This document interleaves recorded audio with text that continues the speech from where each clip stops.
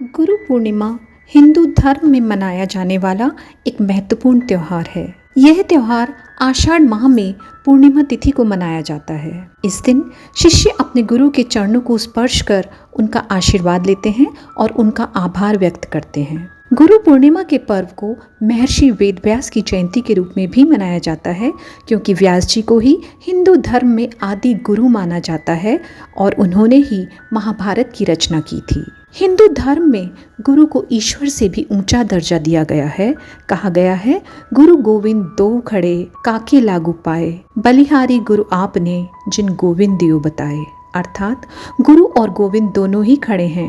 मुझे किसके पाँव छूने चाहिए? मुझे सबसे पहले गुरु के पाँव छूने चाहिए, क्योंकि उन्होंने ही मुझे गोविंद के बारे में बताया है। गुरु का सम्मान करने वाला व्यक्ति हमेशा सफल होता है। इसलिए गुरु पूर्णिमा के दिन व्यक्ति को गुरु के सामने कुछ गलतियां करने से बचना चाहिए। गुरु पूर्णिमा पर अपनाएं ये 5 खास बातें। पहली, गुरु पूर्णिमा का पर्व श्रद्धा के साथ मनाना चाहिए, अंधविश्वास के आधार पर नहीं। इस दिन गुरुओं को सम्मान कर, गुरुओं को प्रसन्न कर उनका आशीर्वाद प्राप्त करना चाहिए, क्योंकि आपके माता पिता के बाद आपके गुरुजन ही आपकी तरक्की से सबसे ज़्यादा प्रसन्न होते हैं। गुरु का आशीर्वाद सभी छोटे बड़े तथा हर विद्यार्थी के लिए कल्याणकारी तथा ज्ञानवर्धक होता है। इस दिन केवल शिक्षक रूपी गुरु की ही नहीं, अपितु माता पिता, बड़े भाई बहन आदि सभी की पूजा और सम्मान का विधान है, क्योंकि ये हमारे माता पिता व हमारे सगे संबंधी भी पग पग पर हमें कुछ न कुछ शिक्षा देते रहते हैं।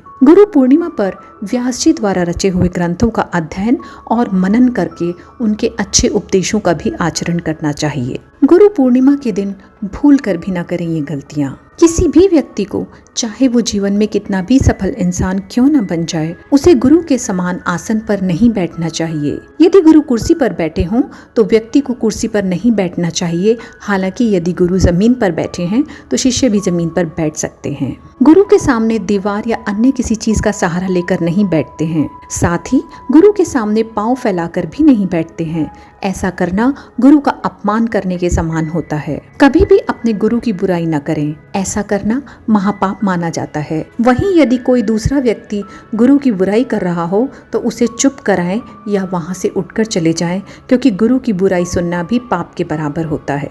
कोई व्यक्ति धन दौलत के मामले में कितना भी बड़ा क्यों न हो जाए, उसे गुरु के समक्ष शोहरत का रौब कभी नहीं दिखाना चाहिए। ऐसा इसलिए क्योंकि गुरु के द्वारा दिए गए ज्ञान से ही शिष्यों का कल्याण होता है। गुरु के ज्ञान का मोल किसी भी धन दौलत से नहीं चुकाया जा सकता। ओम गुरुवे नमः।